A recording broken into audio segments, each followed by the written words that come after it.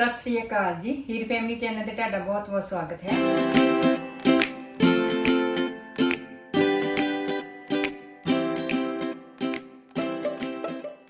ਅੱਜ ਆਪਾਂ ਤੁਹਾਨੂੰ ਬਣਾ ਕੇ ਦਿਖਾਵਾਂਗੇ ਜੀ ਭਰਵੇਂ ਟਿੰਡੇ। ਹਾਂਜੀ ਆਪਾਂ ਲਏ ਆ ਜੀ ਟਿੰਡੇ। ਆਪਾਂ ਟਿੰਡੇ ਚੰਗੀ ਤਰ੍ਹਾਂ ਧੋਤਾ ਆ ਤੇ ਇਹਦੇ ਜਿਹੜੇ ਉੱਪਰਲੇ ਛਿੱਲੇ ਆ ਇਹ ਆਪਾਂ ਲਾ ਲਏ ਆ ਤੇ ਹੁਣ ਆਪਾਂ ਇਹਨੂੰ ਖਾਲੀ ਕਰਨਾ ਆ। ਜਿਹੜਾ ਟਿੰਡਾ ਆ ਆਪਾਂ ਜਿਹੜਾ ਪਿਛਲਾ ਸਾਰਾ ਇਹਦਾ ਹੈਗਾ ਗੁੱਦਾ ਇਹ ਆਪਾਂ ਸਾਰਾ ਕੱਢਣਾ ਆ ਤੇ ਕੱਢ ਕੇ ਇਹਨੂੰ ਖਾਲੀ ਕਰਨਾ। ਆਪਾਂ ਇੱਕ ਤਿੱਖੀ ਚੀਜ਼ ਲੈ ਲੈਣੀ ਆ, ਉਹਦੇ ਨਾਲ ਆਪਾਂ ਇਹਨੂੰ ਹੌਲੀ ਹੌਲੀ ਕਰਕੇ ਜਿਹੜਾ ਇਹਦਾ ਪਿਛਲਾ ਹਿੱਸਾ ਸਾਰਾ ਆਪਾਂ ਖਾਲੀ ਕਰਨਾ ਆ।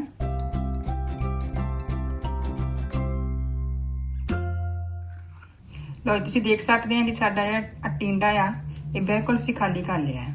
ਠੀਕ ਆ ਜੀ। ਇਸੇ ਤਰ੍ਹਾਂ ਆਪਾਂ ਸਾਰੇ ਜਿਹੜੇ ਟਿੰਡੇ ਆ ਸਾਰੇ ਆਪਾਂ ਖਾਲੀ ਕਰ ਲਏ ਆ ਤੇ ਹੁਣ ਆਪਾਂ ਗੈਸ ਤੇ ਆਪਾਂ ਰੱਖ ਲਈਏ ਜੀ ਕੜਾਹੀ। ਕੜਾਹੀ ਦੇ ਵਿੱਚ ਪਹਿਲਾਂ ਪਾਵਾਂਗੇ ਜੀ ਆਪਾਂ ਤੇਲ।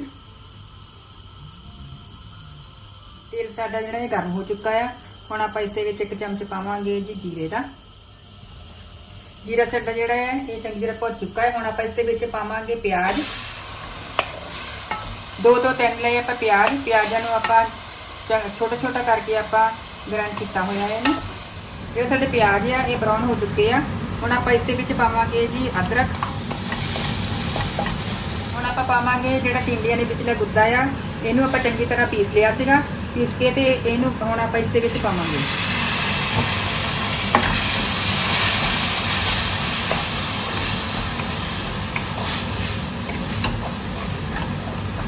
ਹੁਣ ਆਪਾਂ ਇਸ ਨੂੰ 5 ਤੋਂ 7 ਮਿੰਟ ਲਈ ਇਹਨੂੰ ਆਪਾਂ ਭੁੰਨਾਂਗੇ।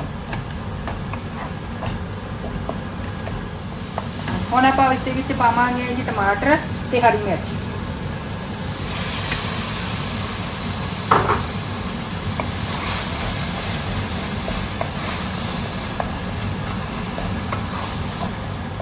ਮਸਾਲਾ ਸਾਡਾ ਭੁੱਜ ਚੁੱਕਾ ਹੈ। ਹੁਣ ਆਪਾਂ ਇਸ ਦੇ ਵਿੱਚ ਪਾਵਾਂਗੇ ਜੀ ਮਸਾਲੇ।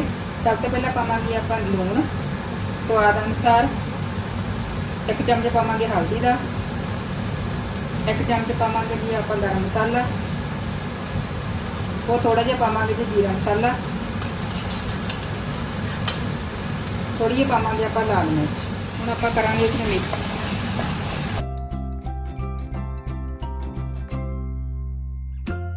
ਸਾਰੇ ਮਸਾਲੇ ਨੂੰ ਆਪਾਂ ਚੰਗੀ ਤਰ੍ਹਾਂ ਮੱਠੇ ਸੇਕ ਤੇ ਆਪਾਂ ਭੁੰਨਣੇ ਰੱਖਾਂਗੇ। ਹੁਣ ਲਾਸਟ ਦੇ ਵਿੱਚ ਪਾਵਾਂਗੇ ਜੀ ਆਪਾਂ ਅੰਬਚੂਰ ਪਾਊਡਰ। ਇਸ ਦੇ ਨਾਲ ਬਹੁਤ ਜ਼ਿਆਦਾ ਟੇਸਟ ਆਉਂਦਾ ਆ।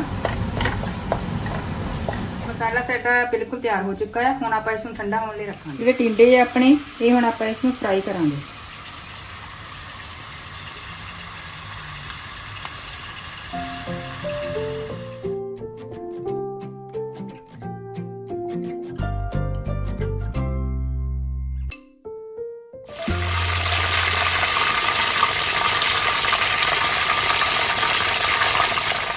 ਲਓ ਜੀ ਹੁਣ ਆਪਾਂ ਜਿਹੜਾ ਮਸਾਲਾ ਆ ਇਸ ਦੇ ਵਿੱਚ ਆਪਾਂ ਹੌਲੀ ਹੌਲੀ ਕਰਕੇ ਭਰਾਂਗੇ ਇਹਨੂੰ।